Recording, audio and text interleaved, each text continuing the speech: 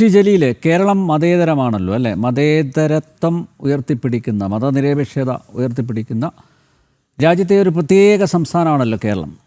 അപ്പോൾ അങ്ങനെയുള്ള മതേതര കേരളത്തിൽ ഒരു മതത്തിൻ്റേതായിട്ടുള്ള ഇസ്ലാമിക് ഫ്രണ്ട്ലി ആയിട്ടുള്ളൊരു ജിമ്മിൻ്റെ ആവശ്യമുണ്ടോ? തീർച്ചയായിട്ടുമില്ല. അത് അനവസരത്തിലുള്ളതാണ്. കേൾക്കുന്നുണ്ടോ? കേൾക്കാം. അത് അനവസരത്തിലുള്ളതാണ്. Thank you. താങ്കൾ അവസാന ഭാഗത്ത് എന്നോട് പറഞ്ഞത് ജലീൽ പുനലൂർ സാഗൂതം കേട്ടുകൊണ്ടിരിക്കുകയാണെന്ന്. അതെ, ഞാൻ സാഗൂതം കേൾക്കുന്നതോടൊപ്പം ഞാൻ നോക്കിക്കാണുന്നുണ്ട്, താങ്കളടക്കം വളരെ ആവേശത്തോടു കൂടി ചിലത് ഉൾക്കൊള്ളുന്നുണ്ട്. അതുകൊണ്ട് തന്നെ പറയട്ടെ, എതിരായിട്ട് പാനലിൽ ഇരിക്കുന്നവർ ഏകസ്വരക്കാരും ആൾബലം കൂടുതലുമാണ്. നിങ്ങൾക്കെതിരായിട്ട് ഒറ്റപ്പെട്ട ഒരു ശബ്ദം വരുന്നത് ഞാൻ മാത്രമാണ്. തടസ്സപ്പെടുത്തരുത്. എൻ്റെ ഭാഗം ചെറുതെങ്കിലും 5% കേൾക്കാനുള്ള വിശാല മനസ്സ് ഉണ്ടാകണം. ലോകത്ത് 130 കോടി ജനവിഭാഗങ്ങൾ ഉണ്ട് ഇസ്ലാം മതം. ഇന്ത്യ രാജ്യത്ത് 10-20 കോടിയുണ്ട്. കേരളത്തിൽ 90 ലക്ഷത്തോളം ഉണ്ട്. 14 നൂറ്റാണ്ടുകളായി ഇന്ത്യ രാജ്യത്തും ലോകത്തും എല്ലാ നിലയിലും മാതൃകാപരമായി ജീവിക്കുന്ന ഒരു സമൂഹമാണിത്. ആ ഒരു മതത്തെ പേപ്പട്ടി മതമെന്ന് ഒരാൾ വിളിച്ചിട്ടുണ്ടെങ്കിൽ അത് തിരുത്തപ്പെടേണ്ടതാണ്. ഒരു പേപ്പട്ടിക്ക് മാത്രമേ അങ്ങനെ ഏതെങ്കിലും ഒരു മതത്തെ ആക്ഷേപിക്കാൻ സാധിക്കൂ എന്നുള്ള കാര്യം വളരെ വേദനയോടെ ഞാൻ പറയട്ടെ. കാരണം ഇതിനെയൊക്കെ നമ്മൾ തള്ളിക്കളയേണ്ടതാണ്. അത് ഹിന്ദു മതത്തെക്കുറിച്ച് മറ്റൊരു പേപ്പട്ടി എൻ്റെ മുമ്പിലിരുന്ന് പറഞ്ഞാൽ അവൻ്റെ ചെവിക്ക് ഞാനൊന്ന് കൊടുക്കും. അതാണ് എൻ്റെ സ്വഭാവം. എല്ലാ മതവിശ്വാസികളും അങ്ങനെ. ഇവിടെ ആ വിഷയത്തിൽ അതേ പറയുന്നുള്ളൂ. പാലക്കാട് പുതുനഗരത്തിൽ ഏതോ ഒരുവൻ, നമുക്ക് അയാളെ അറിയില്ല, അയാളൊരു ജിം തുടങ്ങി. കൈമനത്തുള്ള ജനം TV സ്റ്റുഡിയോയിൽ ഏത് മുത്തു ആയാലും നേരം വെളുക്കുമ്പോൾ ഇങ്ങനെ കുറേ എണ്ണം ഇറങ്ങിക്കോളും ഓരോ വിഷയങ്ങൾ ഉണ്ടാക്കാൻ.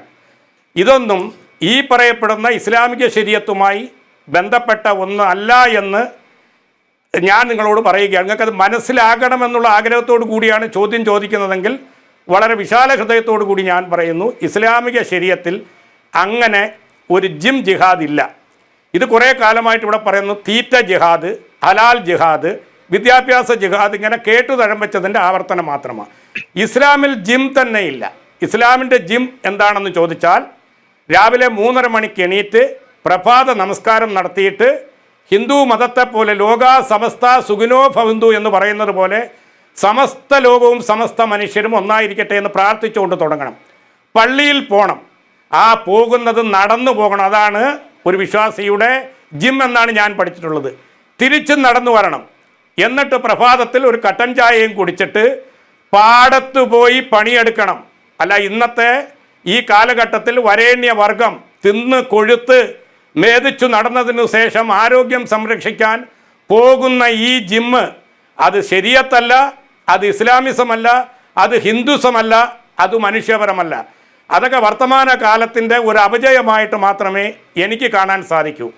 ജിഹാദ് എന്ന് പറയുന്ന ഒരു കാര്യം ഭൂരിപക്ഷ സമുദായത്തിൽ തെറ്റിദ്ധാരണ പരത്താൻ ചിലർ വ്യാപകമായി ഉപയോഗപ്പെടുത്തുന്നുണ്ട്. ജിഹാദ് എന്നാൽ അവനവൻ്റെ സ്വന്തം ശരീരത്തോടു കൂടി, അനിൽ നമ്പ്യാരെ ഞാൻ ഏറ്റവും കൂടുതൽ അഭിപ്രായ വ്യത്യാസങ്ങൾ ഉണ്ടാകാമെങ്കിലും ബഹുമാനിക്കുന്നത് ഒരു ജിഹാദിൻ്റെ ഭാഷയിൽ വരും. ഒരു സ്ത്രീയോട് എനിക്ക് എന്തെല്ലാം ഇതുണ്ടെങ്കിലും അവരെ കാണുമ്പോൾ എൻ്റെ എല്ലാ വിചാരങ്ങളും ഒരു മനുഷ്യൻ അടക്കി നിർത്തേണ്ടത് ഒരു ജിഹാദാണ്. ആത്മസംയമനം പാലിക്കുന്നത് ഒരു ജിഹാദാണ്. ത്യാഗം ചെയ്യുന്നത് ഒരു ജിഹാദാണ്. ഇത്ര വിശാലാർത്ഥത്തിൽ ഒരു മതം തൻ്റെ അനുയായികൾക്ക് നൽകിയ ഒരു വാക്കിനെ എടുത്തുകൊണ്ടുവന്ന് ഈ കേരളത്തെ പോലെയുള്ള ഒരു ബഹസ്വര സമൂഹത്തിൽ ഈ നിലയിൽ ഛിദ്രത വളർത്താൻ ചില ശക്തികളെ നിങ്ങളെപ്പോലുള്ളവർ അനുവദിക്കുന്നതും അവർക്ക് അതിനു വേണ്ടുന്ന വേദി ഒരുക്കി കൊടുക്കുന്നതും വളരെ വേദനാജനകമാണ്. ഞാൻ ഒന്നുകൂടി നമ്പ്യാർജിയോട് പറയുകയാണ്, അനിൽ നമ്പ്യാർക്ക് ഇസ്ലാമങ്ങളെയോ മുസ്ലിങ്ങളെയോ പഠിക്കാൻ കണ്ണൂരിൽ താങ്കളുടെ ചുറ്റുവട്ടത്തിലുള്ള മുസ്ലിങ്ങളിലേക്ക് നോങ്ങിയാൽ മതി. എൻ്റെ ചുറ്റുവട്ടത്തിലുള്ള ഹിന്ദു സഹോദരങ്ങൾ 1-ാം ക്ലാസ് മുതൽ എനിക്കിരുന്ന് പഠിച്ചവർ ഇന്ന് ഈ 57 വയസ്സുള്ള എന്നെ നോക്കിക്കണ്ടവർക്കറിയാം ഞാൻ എങ്ങനെയുള്ള മുസ്ലിമാണെന്ന്. പിന്നെ ആരെങ്കിലും വന്നിരുന്നു കൊണ്ട് സ്വാർത്ഥ താല്പര്യത്തിനായി നാളെ BJPയുടെ അക്കൗണ്ടിൽ ഗവർണറാകാനും അല്ലെങ്കിൽ രാജ്യസഭാ MP ആകാനും ചില പ്രത്യേക പേരുകളും വെച്ചുകൊണ്ട് വന്നിരുന്നു കൊണ്ട് എന്തെങ്കിലും പറഞ്ഞാൽ അതൊന്നും ഉൾക്കൊള്ളുന്നവരല്ല മലയാളികൾ. അതിൻ്റെ ഏറ്റവും വലിയ തെളിവാണ് ഇപ്പോൾ ചാനലിൽ വന്നിരുന്നുകൊണ്ട് വിലപിക്കേണ്ടി വരുന്നത്. നമ്മൾ ഈ പറയുന്നതൊന്നും കേരളത്തിൽ ആരും ചെവിക്കൊള്ളുന്നില്ല, കേരളത്തിൻ്റെ മുഖ്യധാരാ മാധ്യമങ്ങൾ ഇത് ഏറ്റെടുക്കുന്നില്ല എന്ന്. ഒന്ന് ആലോചിച്ച് നോക്കൂ, ഏത് ചാനലാണ്, ഏത് മാധ്യമമാണ് ഇത് ഏറ്റെടുക്കുന്നത്? ഇതിവിടുത്തെ ഹിന്ദു സമൂഹത്തോടുള്ള എതിരുകൊണ്ടാണോ? അല്ല, അത് ആ സമൂഹത്തോടുള്ള ആദരവ് കൊണ്ടാണ്. അപ്പം അത്തരത്തിലുള്ള ഭിന്നത വളർത്തുന്ന ശക്തികളെ ജനൻ ടി വി അടക്കമുള്ള സംവിധാനങ്ങൾ പ്രോത്സാഹിപ്പിക്കരുതെന്ന് വളരെ വേദനയോടുകൂടി ഞാൻ പറയുന്നു. പിന്നെ മറ്റൊന്ന്, ഒന്ന് ചോദിച്ചോട്ടെ, ഒറ്റ കാര്യം. താങ്കൾ പറഞ്ഞു ഇതിപ്പോൾ ഏതോ ഒരുത്തം വന്ന് ഇങ്ങനെ പറഞ്ഞിട്ട് പോയി, പുലമ്പിയിട്ട് പോയി എന്നാണ് താങ്കൾ പറഞ്ഞത്. പക്ഷേ നോക്കൂ, ഇന്നലെയാണ് ഞാൻ ഈ പോസ്റ്റ് ഇട്ടത് സോഷ്യൽ മീഡിയയിൽ, ഫേസ്ബുക്കിൽ. നോക്കൂ, അതിൻ്റെ താഴെ വന്ന കമൻറ്റ് ചെയ്ത മുസ്ലിം നാമധാരികൾ, മുസ്ലിങ്ങളാണോ എന്ന് എനിക്കറിയില്ല, മുസ്ലിം നാമധാരികളാണ് എല്ലാവരും. അതായത് കേട്ടാൽ അറക്കുന്ന ഭാഷയിൽ തെറി വിളിച്ചിരിക്കുകയാണ്. ഇപ്പം എന്നെ വിളിച്ചോട്ടെ, കുഴപ്പമില്ല. എൻ്റെ മരിച്ചുപോയ അച്ഛനെയും അതുപോലെ രോഗശയ്യയിൽ കിടക്കുന്ന അമ്മയെയും എൻ്റെ ഭാര്യയൊക്കെയാണ് തെറി വിളിക്കുന്നത്. അപ്പോൾ താങ്കൾ പറഞ്ഞ് വരുന്നത് ഏതോ ഒരുത്തൻ വന്ന് പറഞ്ഞു കഴിഞ്ഞാൽ അതൊന്നും നാട്ടിലെ മുസ്ലിങ്ങൾ അത് ഉൾക്കൊള്ളില്ല, അത് സ്വീകരിക്കില്ല എന്ന് പറഞ്ഞ് തിരുത്തേണ്ടതല്ലേ? ഇവിടെ വൻ സ്വീകാര്യതയാണ് ഈ നവാസ് മുത്തുവിൻ്റെ അദ്ദേഹത്തിൻ്റെ ഈ ആഹ്വാനത്തിന് ലഭിച്ചിരിക്കുന്നത്. ഇത് ഇപ്പോഴെങ്കിലും പറഞ്ഞല്ലോ, അങ്ങനെ ഒരു സ്ഥലം ഞങ്ങൾ തേടി നടക്കുകയാണ് എന്നൊക്കെ പറഞ്ഞ് വളരെ പോസിറ്റീവായിട്ടുള്ള കമൻസാണ്. അപ്പോൾ കേരളത്തിലെ മുസ്ലിങ്ങൾ അത്രയും മണ്ടന്മാരാണോ? ഏതോ ഒരുത്തം പറഞ്ഞാൽ അതിനെ സ്വീകരിക്കുന്ന, അല്ലെങ്കിൽ അതിനെതിരെ പ്രതികരിച്ച ഒരാളെ തികച്ചും മ്ലേച്ഛമായിട്ടുള്ള ഭാഷയിൽ അധിക്ഷേപിക്കുന്നത് ഒക്കെ ഈ മുസ്ലിം സമൂഹത്തിൽപ്പെട്ടവർ തന്നെയല്ലേ? അപ്പോൾ അവർക്കൊന്നും ബുദ്ധിയില്ല എന്നാണോ മനസ്സിലാക്കേണ്ടത്? താങ്കൾ ഇതുവരെ പറഞ്ഞു വെച്ചതിൽ നിന്ന് അങ്ങനെയാണോ മനസ്സിലാക്കേണ്ടത്? തീർച്ചയായിട്ടും താങ്കളെ എന്നുള്ളതല്ല, പ്രത്യേകിച്ച് എനിക്ക് വേദനയുണ്ടാകുന്നത് താങ്കളുടെ മൺമറഞ്ഞുപോയ പിതാവിനെ ഏതെങ്കിലും തരത്തിൽ ആക്ഷേപിച്ചിട്ടുണ്ടെങ്കിൽ അവർ ഇസ്ലാമിസ്റ്റുകളല്ല, അവർക്ക് ഇസ്ലാമുമായി ബന്ധമില്ല. പേരുകൊണ്ട് പലരും ഇപ്പോൾ ഇസ്ലാമിൻ്റെ പേരിൽ നടക്കുന്നുണ്ട്. അവരൊന്നും ഇസ്ലാമാണെന്നുള്ള അഭിപ്രായം എനിക്കില്ല. ആ സമൂഹത്തിൽ തിരുത്തപ്പെടേണ്ടതായിട്ടുള്ള പലതും തോന്നിയാസങ്ങളുണ്ട് എന്ന് പറയുന്ന ഒരാളാണ് ഞാൻ. അതിലൊരു പക്ഷേ പിതാവിനെ ആക്ഷേപിച്ചിട്ടുണ്ടെങ്കിൽ അത് വേദനാജനകമാണെന്ന് ഞാൻ പറയുന്നുണ്ട്. പിതാവും മാതാവും എന്താണെന്ന് കൃത്യമായി പഠിപ്പിക്കുന്ന ഒരു സംവിധാനം ഇസ്ലാമിക ശരീഅത്ത്. മാതാവ് ആരാണെന്ന് കൃത്യമായി പഠിപ്പിക്കുന്നതാണ്. മൺമറഞ്ഞുപോയ ഒരു പിതാവിനെ ആക്ഷേപിക്കുക എന്ന് പറഞ്ഞാൽ അവന് ഇസ്ലാമുമായിട്ട് എന്ത് ബന്ധമാണ്? ഫേക്ക് ഐഡികളാകാം. ഉത്തരവാദിത്തപ്പെട്ട ഒരു ഇസ്ലാം മത വിശ്വാസി അനിൽ നമ്പ്യാർജിയുടെ അല്ല, ഒരാളുടെയും മാതാപിതാക്കളെ ആക്ഷേപിക്കില്ല എന്ന് മാത്രമല്ല, താങ്കളോട് ഞാൻ ഒരു കാര്യം അടിവരയിട്ടുകൊണ്ട് പറയുന്നു. പ്രവാചകന്റെ പിതൃവ്യനായ ഹംസത്തുൽ കറാറിനെ ഉഹദ് യുദ്ധത്തിൽ വെച്ച് കൊന്നു തള്ളി അദ്ദേഹത്തിൻ്റെ ചങ്കെടുത്ത് പറിച്ച് കടിച്ചു തുപ്പിയ ഹിന്ദെന്ന് പറയുന്ന ഒരു സ്ത്രീയുണ്ട്. അപ്പുറത്തെ സൈന്യത്തിൻ്റെ ആളായിരുന്നു. ആ സ്ത്രീയോട് പോലും ദൈവത്തിനോട് പൊറുക്കലിനെ തേടിയ ഒരു പ്രവാചകനായിട്ടാണ് മുഹമ്മദ് നബിയെ നമ്മൾ കണ്ടിട്ടുള്ളത്. തൻ്റെ നിസ്കാര സമയത്ത് കഴുത്തിൽ ചീഞ്ഞളിഞ്ഞ ഒട്ടകത്തിൻ്റെ കുടൽമാല ചാർത്തിയ ആ ശത്രുക്കൾക്കെതിരായിട്ട് ദൈവത്തോട് മാപ്പ് കൊടുക്കണമേ നാഥ എന്ന് പ്രാർത്ഥിച്ച മുഹമ്മദ് നബിയുടെ അനുയായികൾക്ക് രാഷ്ട്രീയപരമായ അഭിപ്രായ വ്യത്യാസം ഉണ്ടാകാം. താങ്കളുടെ ആശയം വേറെയാണ്, എൻ്റെ വേറെയാ. ഞാൻ താങ്കളെ ആക്ഷേപിക്കുക, മൺമറഞ്ഞവരെ ആക്ഷേപിക്കുക എന്ന് പറഞ്ഞാൽ നിന്ദ്യമായ പ്രവൃത്തിയാണ്. പക്ഷേ സമാനമായിട്ടാണ് ഇവിടെ ഒരാളെ നിങ്ങൾ കൊണ്ടിരുത്തിയിട്ട് മൺമറഞ്ഞു പോയ പ്രവാചകനെ, മൺമറഞ്ഞു പോയ സാദാത്തുക്കളെ, ഇസ്ലാമിക ആളുകളെ ഒക്കെ മതത്തെയും പേപ്പട്ടി എന്നും തെമ്മാടി എന്നും അസഭ്യം ചൊരിയുമ്പോൾ താങ്കളും പറയണം അത് തോന്നിയാസമാണെന്ന്. ഇസ്ലാം മതം പേപ്പട്ടി മതമല്ല. അങ്ങനെ നരേന്ദ്രമോദിക്ക് അഭിപ്രായമുണ്ടോ? ആ പേപ്പട്ടി മതത്തിൻ്റെ ബലിപെരുന്നാളായിരുന്നു ഈ കഴിഞ്ഞ ദിവസം. ഇദ്ദേഹത്തിൻ്റെ ഭാഷ ശരിയാണെങ്കിൽ രാജ്യത്തിൻ്റെ ആദരണീയനായ പ്രധാനമന്ത്രിയും പ്രസിഡന്റും ഇന്ത്യ രാജ്യത്തുള്ള മുഴുവൻ മുസ്ലിങ്ങൾക്കും ബലിപെരുന്നാൾ ആശംസകൾ നേർന്നു. എന്തേ പേപ്പട്ടി മതത്തിൽപ്പെട്ടവർക്ക് പ്രധാനമന്ത്രി അങ്ങനെയുണ്ടെങ്കിൽ അഭിവാദ്യങ്ങളും ആശംസകളും നേരാമോ?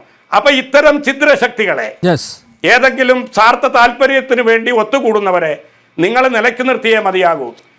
ഈ ജിഹാദോ അല്ലെങ്കിൽ ഹലാൽ ജിഹാദോ ഒന്നുമില്ല. ഞാൻ ഒന്നും നിങ്ങളോട് അടിവരയിട്ടുകൊണ്ട് പറയുന്നു. ആട്ടോറിക്ഷ ഓടിച്ചും പശുവിനെ പോറ്റിയും അല്ലെങ്കിൽ നെൽപ്പാടത്ത് പണിയെടുത്തും റബ്ബർ ടാപ്പിംഗ് ചെയ്തും ജീവിക്കുന്ന പൊതു മലയാളിയുടെ ഗണത്തിൽ മാത്രമേ കേരളത്തിലെ മുസ്ലിം സമുദായത്തെ നിങ്ങൾ കാണാവൂ. കാരണം അവിശ്വസിക്കേണ്ട ഒന്നും അവരിലില്ല. എല്ലാ സമൂഹത്തിലും ഉള്ള പോലെ തെറ്റായ ആരെങ്കിലുമൊക്കെ അതിൽ വിരലിലെണ്ണാവുന്നവർ ഉണ്ടെങ്കിൽ അതൊരു പൊതു അജണ്ടയുടെ ഭാഗമായി വരുന്നതല്ല എന്ന് നിങ്ങൾ തിരിച്ചറിയണം. ഒരു കാര്യം കൂടി ഞാൻ പറയുകയാണ്. ജനം TV ഒരു പ്രൈവറ്റ് ലിമിറ്റഡ് കമ്പനിയാണ്.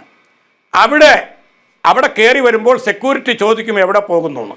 ഞാൻ വന്നാലും ചോദിക്കും. അത് നിങ്ങളുടെ അധികാര പരിധിയിലുള്ളൊരു സ്ഥാപനമാണ്, ഒരു പൊതുസ്ഥാപനമല്ല. അവിടെ ആരെങ്ങനെ വരണം, ഏത് വസ്ത്രം ധരിച്ച് വരണം, എവിടെ വന്നിരിക്കണം, സ്റ്റുഡിയോയുടെ അകത്ത് എപ്പോൾ കയറണമെന്ന് തീരുമാനിക്കുന്നത് ജനം TV അധികൃതരുടെ ഉത്തരവാദിത്തമാണ്. അത് അവരുടെ അവകാശമാണ്. എവിടോ കിടക്കുന്ന ഒരുത്തൻ അത് നാളെ ഈ പറയപ്പെടുന്ന മറ്റൊരാൾ ചെയ്താലും അയാളുടെ ഒരു സ്ഥാപനത്തിൽ വസ്ത്രം ധരിച്ചു വരണോ, ഇനി വരാതെ തരണോ, ഇനി ആർക്കെങ്കിലും വസ്ത്രം ധരിക്കാതെ നഗ്നരായി പോയി ജിമ്മിൽ പങ്കെടുക്കണമോ, ആയിക്കോട്ടെ. നാട്ടിലെ വ്യവസ്ഥ അനുസരിച്ച് അങ്ങനെ വകുപ്പുണ്ടെങ്കിൽ അങ്ങനെ ആയിക്കൊള്ളട്ടെ എന്നാണ് എനിക്ക് പറയുവാനുള്ളത്.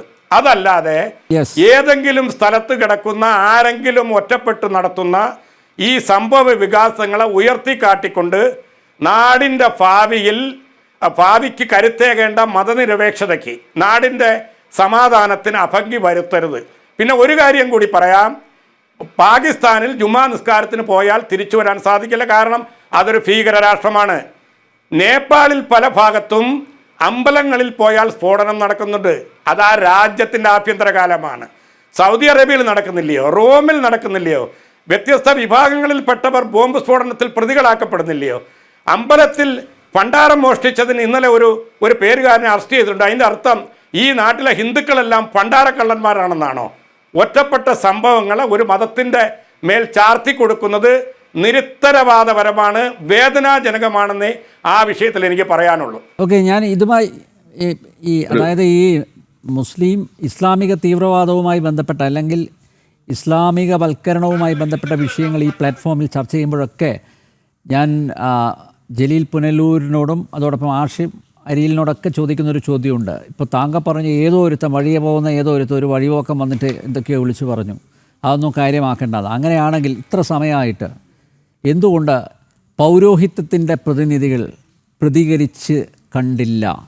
എന്തുകൊണ്ട് പാണക്കാട് തങ്ങളുടെ ഭാഗത്തുനിന്ന് ഒരു പരാമർശം ഉണ്ടായില്ല? എന്തുകൊണ്ട് കാന്തപുരത്തിൻ്റെ ഭാഗത്തുനിന്ന് ഒരു പരാമർശം ഉണ്ടായില്ല? എന്തുകൊണ്ട് സമസ്തയുടെ ജിഫ്രിക്കോയ തങ്ങളുടെ ഭാഗത്തു നിന്ന് ഒരു പരാമർശം ഉണ്ടായില്ല? അപ്പോൾ അത് പരോക്ഷമായി, പ്രത്യക്ഷത്തിലല്ല പരോക്ഷമായി ഇതിനെയൊക്കെ പ്രോത്സാഹിപ്പിക്കുന്ന ഒരു സമീപനമായിട്ട് കൂടി കാണണ്ടേ ശ്രീ ജലീൽ പുനലൂർ?